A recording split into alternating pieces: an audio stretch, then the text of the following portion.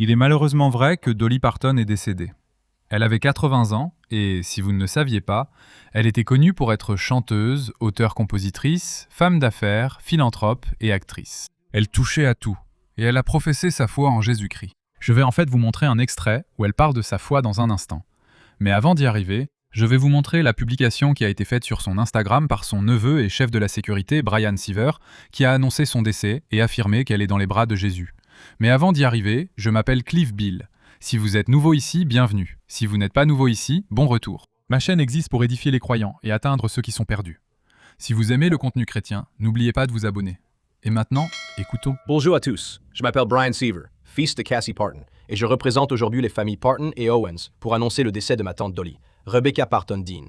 Sœur, 6, tante, Granny pour une génération, et GG pour la suivante. Cette annonce vidéo est quelque chose que Dolly m'a demandé il y a des années, avant que je n'en prenne pleinement conscience comme une réalité future. En tant que chef de sa sécurité depuis plus de 20 ans, un rôle que mon père Larry occupait avant moi, j'ai imaginé le poids de ce moment.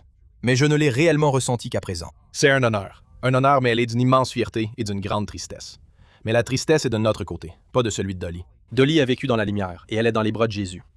Elle a sûrement été accueillie par Carl, ses parents et d'innombrables autres personnes qui ont veillé sur elle et espéré qu'elle les rejoigne au paradis. J'ai d'abord accompagné Dolly sur la route quand j'étais enfant, découvrant la vie itinérante au début des années 80. Dolly a ouvert des portes, non seulement pour moi, mais aussi pour toute sa famille, afin d'atteindre un potentiel dont nous ne soupçonnions même pas l'existence. Dolly a aussi ouvert des portes à des générations de chanteurs, d'auteurs-compositeurs, de musiciens et de rêveurs de tous horizons et de tous les continents.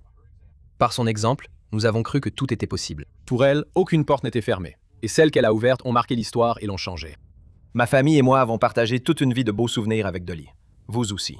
Elle a toujours été présente sur votre télévision, votre tourne-disque, votre CD et dans la playlist de votre téléphone, devenant comme un membre de votre famille, que vous le vouliez ou non. Notre famille et l'équipe à qui elle a confié son héritage travailleront avec diligence pour que son esprit vive avec nous pour toujours. Dolly était une fermière, tout comme son papa.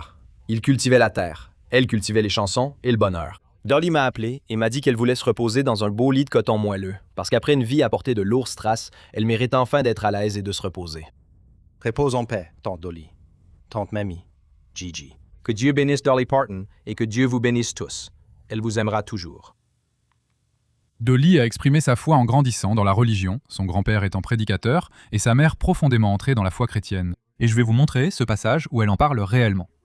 Et il faut aussi garder à l'esprit que Dolly a en fait grandi en chantant à l'église. Mais écoutez-la parler de sa foi dans cet extrait, et comment ce n'était pas simplement quelque chose avec lequel elle a grandi, mais quelque chose qui l'a accompagnée tout au long de sa vie. Nous allons y revenir tout de suite, mais je voulais vous informer que j'ai créé une application qui bloque vos applications distrayantes jusqu'à ce que vous lisiez votre Bible. Donc votre téléphone n'est plus une excuse pour ne pas mettre Dieu en premier chaque jour et pour ne pas plonger dans sa parole. Ça commence par une prière, puis vous lisez la Bible. Une fois que vous avez terminé de lire, vous cochez le livre et le chapitre que vous avez lu afin de suivre votre progression dans la lecture de toute la Bible. Ensuite, vous pouvez débloquer ces applications. Si vous pensez que cela peut vous aider, téléchargez First Light Now et consultez le commentaire épinglé ci-dessous. Eh bien, comme je l'ai mentionné plus tôt, mon grand-père était prédicateur. Donc, mon grand-père était le pasteur d'une petite église appelée House of Prayer. Il était donc une personne très positive et encourageante. Et j'ai appris à aimer Jésus, et j'ai appris que Jésus m'aimait quand j'étais toute petite. Et toutes ces choses que maman disait, tu sais, que grâce à Dieu, tout est possible. J'ai gardé toutes ces choses un peu cachées dans mon esprit subconscient et dans mon cœur. Et ce sont ces choses qui m'ont aidé au fil des années. Je ne ferai jamais rien sans prier à ce sujet. Et je demande toujours à Dieu de me guider, de me montrer et de me diriger dans ce que je fais, d'amener toutes les bonnes personnes dans ma vie et d'en retirer tout ce qui est mauvais et de simplement me guider pour faire des choses qui le glorifient et qui élèvent l'humanité. C'est ma mission. The Christian Post a partagé en 2019 comment Dolly avait révélé que son but était de faire quelque chose pour Dieu. Et elle a dit que tant qu'il ne lui dira pas d'arrêter, elle continuera.